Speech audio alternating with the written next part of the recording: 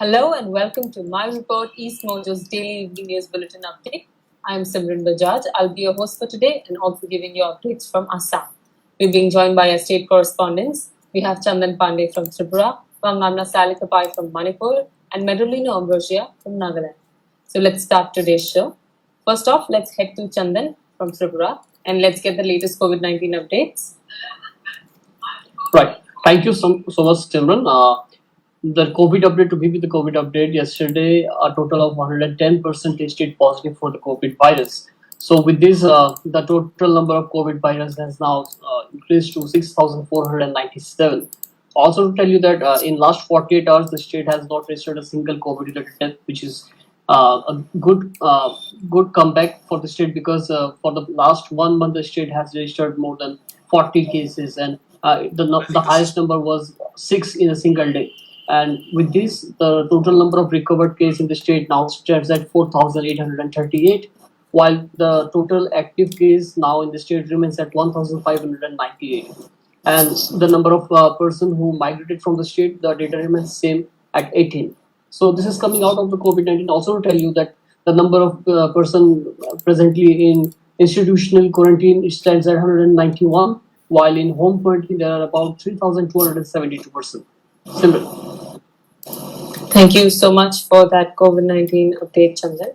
And now we know that during the pandemic, how important sanitizers have become for us. And there's a report coming out of Tripura that an ASHA worker has been booked for mixing water and sanitizer and giving it to people. Can you tell us more about that?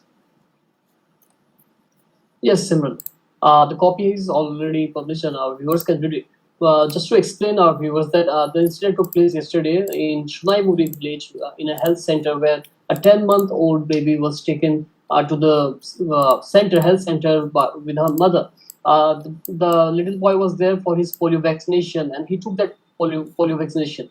The mother asked for a water so that she could give it to her little child. When she asked for a water, the ASHA worker passed a water bottle which contained hand sanitizer in it. So the mother gave it to the child and they went back home. But hours after, when they went back home, the 10-month baby boy, he started feeling sick. He was rushed to the hospital where the doctor who attended him, they said that the baby boy was fed something which was poisonous for him, and later on they discovered that the baby was fed by sanitizer mixed with water. And when they inquired the mother, they got to know that they had visited the health center where the baby boy had got a polio vaccination. And when they again went to that center, they got to know that the water had sanitizer in it. Following that, there is a huge tension between the people since a number of people had visited that health center to get polio vaccination for their baby boy or girl who they went there. So FIR was also registered with Kumarghat police station.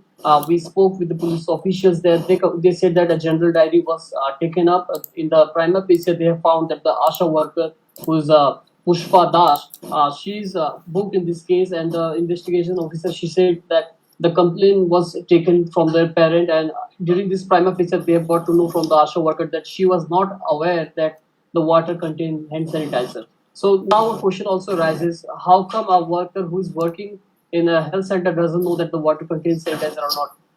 At a time when people are so much aware about the COVID virus and people visiting the health center, they are also given all the hand sanitization is being done, and the same water bottle is being used to feed water for the little one, like 10-month-old. So this is something coming out from Kumarghat in Unapuri district, Simran.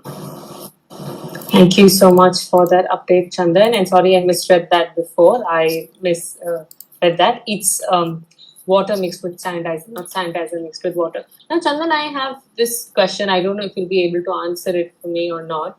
I mean, whether she didn't know that there was sanitizer mixed in the water is another thing. But why in the first place was sanitizer mixed with water? Was it like a mistake, or are they diluting the sanitizers over there and giving, and by mistake she picked it up as water and gave it to the child? Do you have any information on that? Right, sir. This is a very pertinent question. I also tried to speak with the same thing. I tried to question the official in charge, Komarghat police station. He said that we have got the complaint from the family members. We have spoke with the ASHA worker who spoke in this case. She had said that she had no idea how water and sanitizer both were mixed there in the water bottle. But this is the truth that the doctor who attended the baby, he has confirmed that yes, the baby was given sanitizer mixed with water, following which his health condition had deteriorated. Although he's out of danger now, but the question remains that yes, as you just said, if the health workers are diluting hand sanitizer with water, then there will be no effectiveness of that hand sanitizer. So this is also a part of question that which needs to be answered by the authorities concerned there. We'll try to speak with the authority of that PHC where that this ASHA worker lady was working, so that we can file another story on that symbol. Thank you so much for that update, Chandan, and hopefully we'll get the answers and the story will be live on our website once we get the answers. Don't forget, it's www.eastmojo.com. Now, Chandan, in the last news that we have from Tripura, today on World Elephant Day, you've done a story on the declining population of elephants in the state. Can you tell us more about that? Yes, Simran. So we did a story on since we know it's a World Elephant Day and people across the world and Northeast are celebrating the World Elephant Day, and we know in Northeast we have around 2 or 3 thousand of elephant in across the Northeastern region. So out of this, Tripura has a total of 45 to 50 elephant, which has decreased in compared to the survey done in 2008. The copy is published, viewers can read it. In 2002, a survey was done where it was found that the state has only 38 wild elephants. While in 2008, when another survey was done by the state forest department in collaboration with the other NGOs, it was found that the number has increased to 79. I tried to speak with the chief wildlife warden, Dr. D.K. Sharma. He confirmed that yes, the number of elephant has declined in compared to the number which was in 2008. Explaining the reason behind the decline of the jumbos, he said that prior to 2008, since Tripura shares around 850 kilometers of international border with Bangladesh, a large number of a bordering area with Tripura, which has a dense forest that covers Bangladesh as well. So since there was no fencing, international fencing in the border line, so the elephant could easily move from this part to the other part. So after the fencing work started, the elephants which went to the Bangladesh portion, they could not return to Tripura, following which the number that was at a time, it is also mentioned in my report that there was a time when the number of Zumbos in the region had outnumbered the number of population in this region. So this is something serious which need to be given a thought by the people across the region. Also to tell you that recently it was confirmed by the state government, the forest minister Mewar Kumar Jamatia, that the state government will do a radio collaring of all the leading elephants in the jungle so that they can keep a track on them. Their movement can be tracked, and using this geothermal technology, they will be traced. The movement will be traced. Also, to inform you that in an approx every year, more than 400 people and 100 elephant are killed in man and elephant conflict across the nation on an average. And Tripura has reported around 10 to 12 such cases in our state in last 2 to 5 years, where a number of elephant had died not because of man and human conflict, but because of the modern development. Last year, if I just speak, the copy is also available in our EastMojo. They can Google it; they will find it.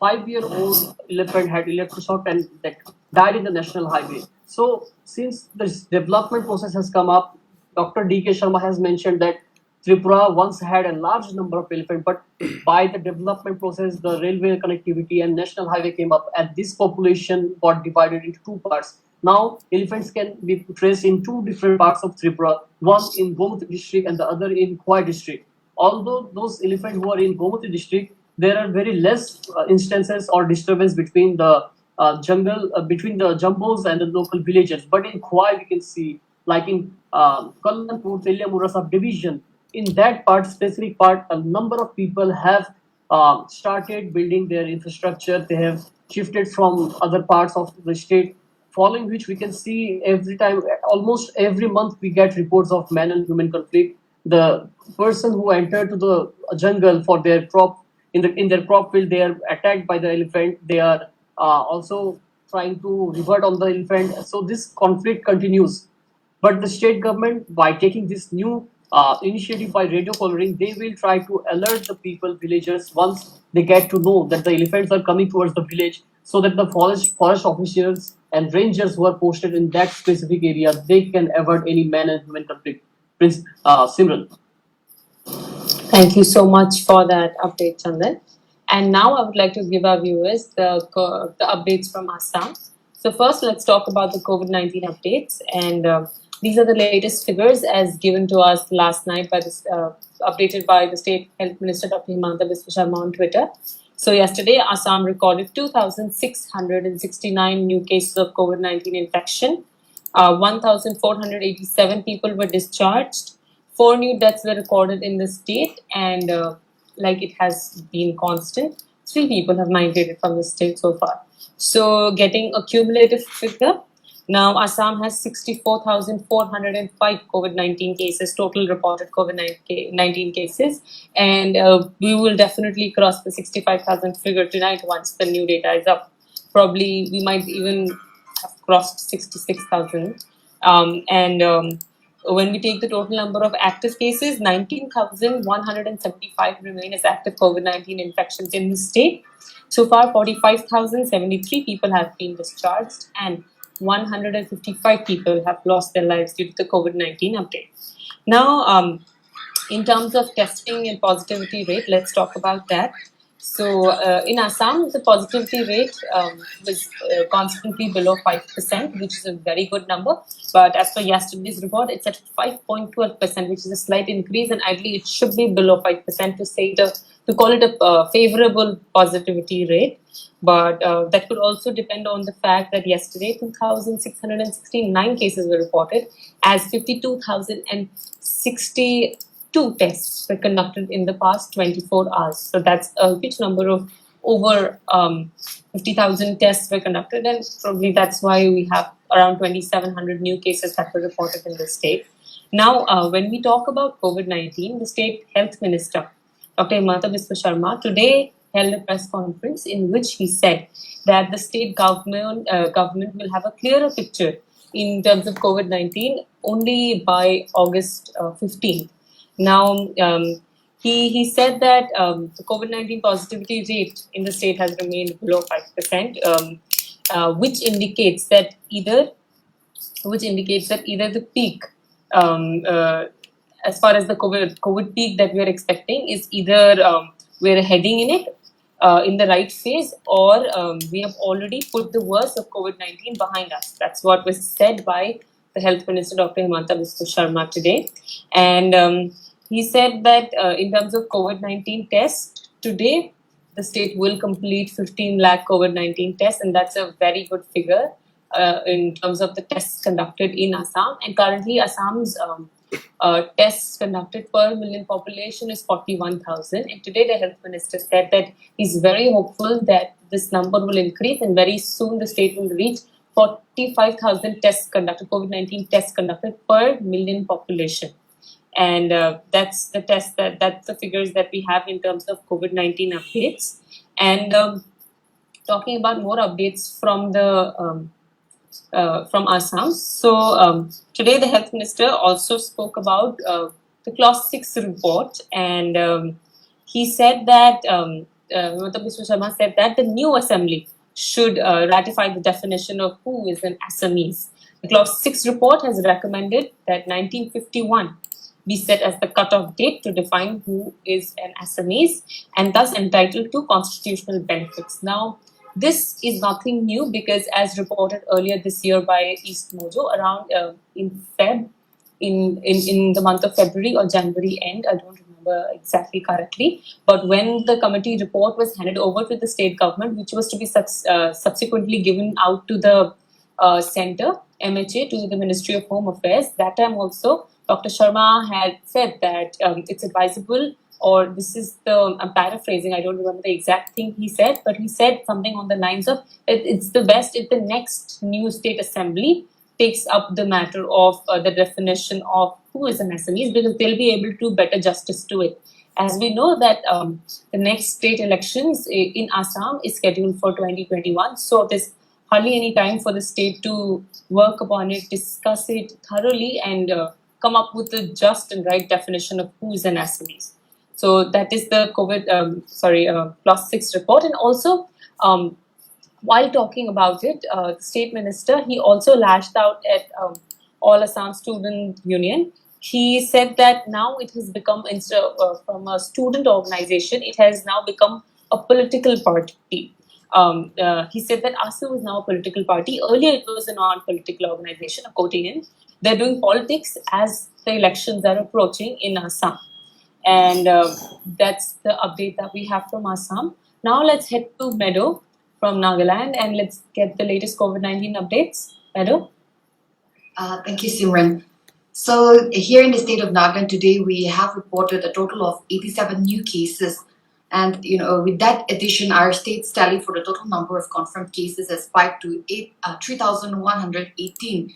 And also out of these 87 new cases, Nagaland Health Minister S. Pannupom has taken to Twitter to inform that out of the 87, 48 of them are from Dimapur, 35 are from Kohima, 3 are from Zunheboto, and 1 is from Wokha. Now, some time ago, the health department has also given an update on the breakout of the new COVID cases. So according to the health department, out of this total 87, 42 are from the armed forces and 17 are from Dimapur, 22 from Kohima and 3 from Zunheboto. That's for the armed forces, totaling up to 42 new cases today. And so far the returnees are concerned, 19 of them were tested positive, out of which 17 of them are from Dimapur, 1 is from Kohima, and another 1 is from Wokha. Also, among the traced contacts, Dimapur seems to be having a high number here again. Out of 23 total new cases from the traced contacts, 12 are from Dimapur and 11 are from Kohima. So far, the frontline workers who tested positive for COVID-19 today are concerned. 3 have tested positive, and out of these, 2 are from Dimapur and 1 is from Kohima. So the overall, estimation of how many people from this armed forces returnees, the distribution of test positive is from the armed forces, a total of 1,427 has tested positive. That's forming up to 45.8% of the total number of cases here in the state. And the returnees are with 1,115 cases. Traced contacts, 319 of them, and a total of 203 frontline workers have also tested positive. This is inclusive of the 3 frontline workers who tested positive, and a total of 54 others have also tested positive. Now, as I have been repeating in the other live sessions, these 54 others mentioned here are referring to those people who tested positive for COVID-19. Well, they were tested for the Nagaland Legislative Assembly sessions, which was conducted earlier. Also, people who are not mentioned in the returnees category are also included in this others category. And similarly, yesterday here in the state of Nagaland, the Home Commissioner has informed that 29,466 samples have been tested from the RT-PCR machine. And according to him, 27,759 samples where the results have been received, which means a backlog of 1,707 samples which were remained as backlog. And from today, out of the 87 new cases, the health ministry informed that these new cases were reported of 614 samples. So this shows that there are still more than 1,000 samples that remains in backlog, and also a total of 19,347 samples have been tested on the TrueNat. Now, so far the positivity rate is concerned here in Nagaland. As per the Health and Family Welfare, in the last week's bulletin, they've informed that the state's positivity rate is 11.11%, and as per the district. So Dimapur has Dimapur has recorded 8.74% of positivity rate here, which is comparatively high. And also, in the past 6 days, we see that a total of 20 new cases of COVID-19 has been reported here in the state. We yet to get the updates on how many people have recovered today, but 6 days till yesterday, a total of 300 persons have also recovered from COVID-19. So 620 new cases in the past 6 days and 600 recovered cases. We're hopeful some more persons will also recover this evening. And out of the 620 new cases that were reported in the past 6 days, 307 are also from the armed forces. So winding up, a total of 3,118 COVID-19 cases have been reported here in the state. And so far, 2,119 of them are active. 985 of them are recovered. As we reported earlier, there are 8 deaths here in the state of Nagaland. However, one death is COVID-19 positive, but not due to COVID-19, and also 6 persons integrated from Nagaland. So this is for the COVID-19 update. Simran. Thank you so much for that update, Meadow. And now I would like to give our viewers the latest COVID-19 updates from Mizoram. So when we talk about Mizoram, in the last 24 hours, 25 new cases have been reported and 7 people have been discharged. 7 infected COVID patients have been discharged. So taking the cumulative figures from Mizoram stands at 648 total reported cases of infection from the state, of which 330 have been cured and discharged. 318 remain as active COVID-19 patients in Mizoram, and 2 people have migrated to other states. Fortunately, Mizoram is yet to report any COVID-19 related fatality, and that's the COVID-19 updates that we have from Mizoram. Now, going to the comments section that we are that's coming with our live. So there's a question that's coming for Tripura. It says that did BJP-led Tripura government pay rupees 10 lakhs to the families of the deceased who died of COVID-19? So I would like to call in Chandan from Tripura to give us the answer for this question. Thank you, Simran. We saw the comment made by one of our viewers from Tripura. So just to inform our viewer that recently I had a word with the law minister, who is also the spokesperson for the cabinet, Mr. Ratanlal Lath. He confirmed, we questioned him that either the government has started the process for the payment of rupees 10 lakh, which was promised prior to the outbreak of COVID virus by the state government to all the deceased, to the family members of the deceased who will die fighting COVID-19 virus, or to the doctors or health staff who will be working as the frontline warriors. The government had said that 10 lakh rupees will be provided or given to the family members. So when we questioned this, he said that the government is serious on this note and the file process has already begun in this case. Also to inform all our viewers that in Tripura so far 43 persons have succumbed to this virus, which includes 2 BSF officials. So the government has said that all those people who have succumbed to this COVID-19 virus, they will receive a compensation. However, when we question, has the government reduced the amount which was said to be rupees 10 lakh, since most of the people who have succumbed to this virus are above 65 and a number of people are above 80 age. So will there be any change in the amount which the government had announced? He said so far there is no change in the amount promised by the government, and the file process has begun. So we have to wait until and unless the government confirms the date when finally the government pays the compensation to the family members. Simran.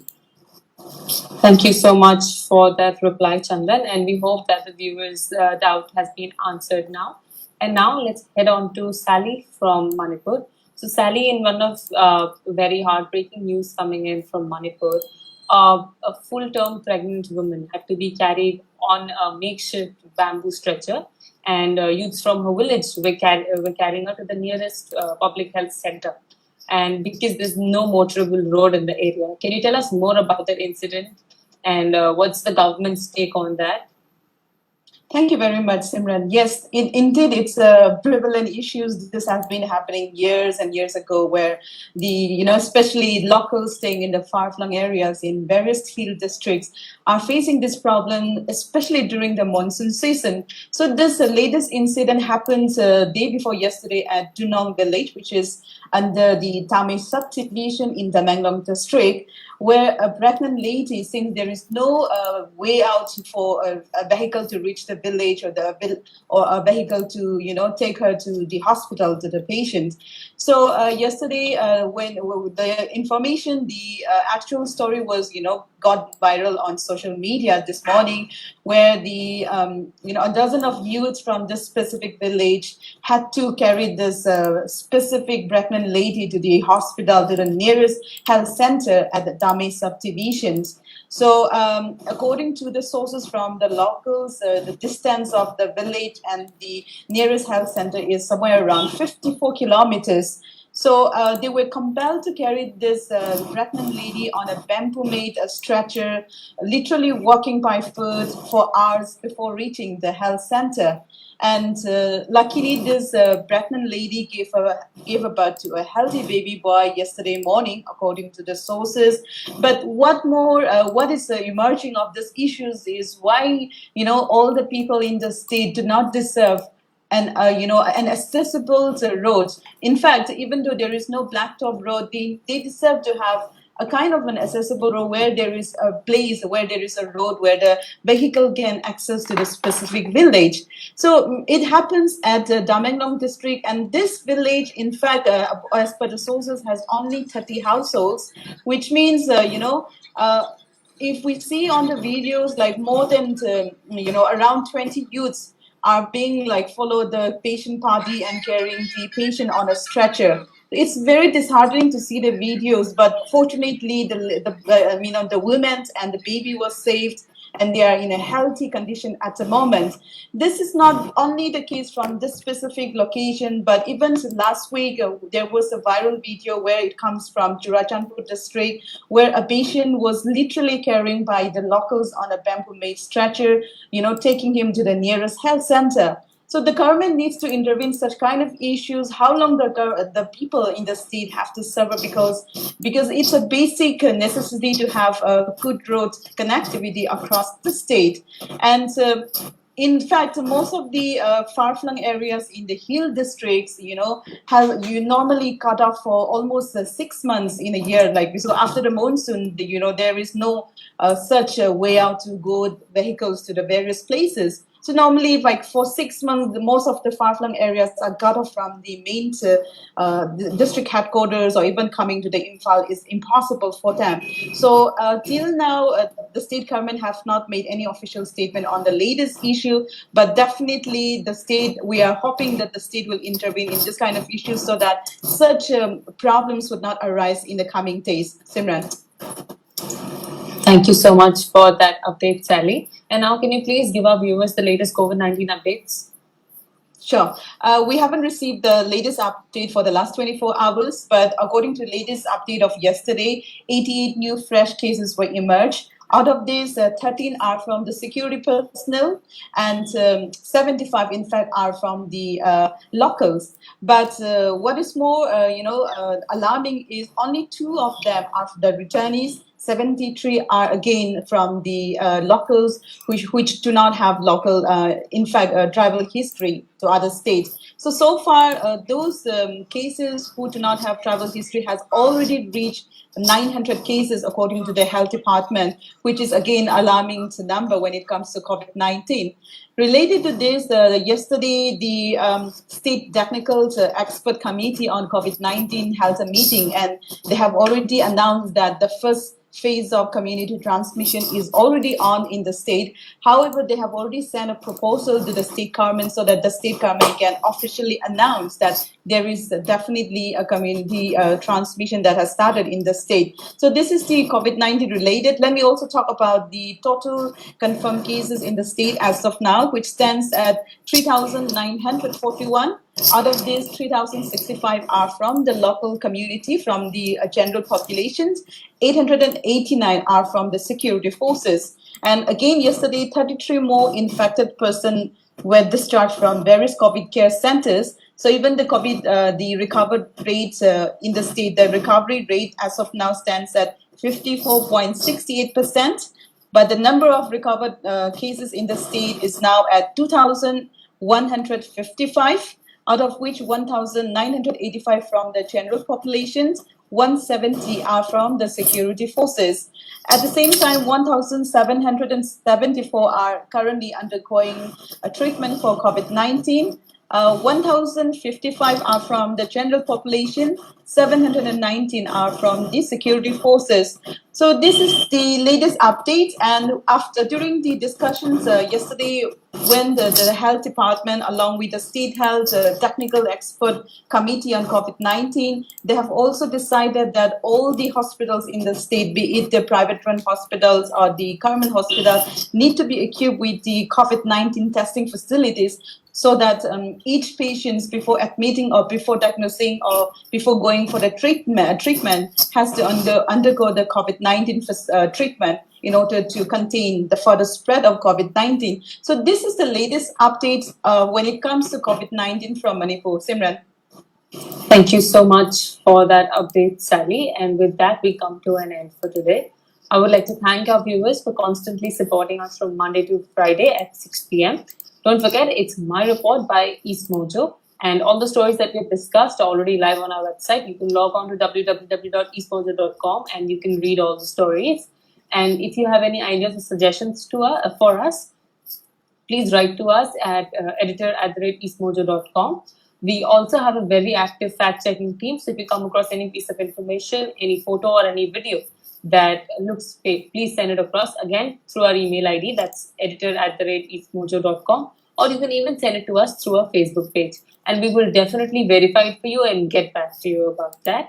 And please stay connected with us through Facebook, Instagram, Twitter, and YouTube. That's all. This is Simran Bajaj signing off for today.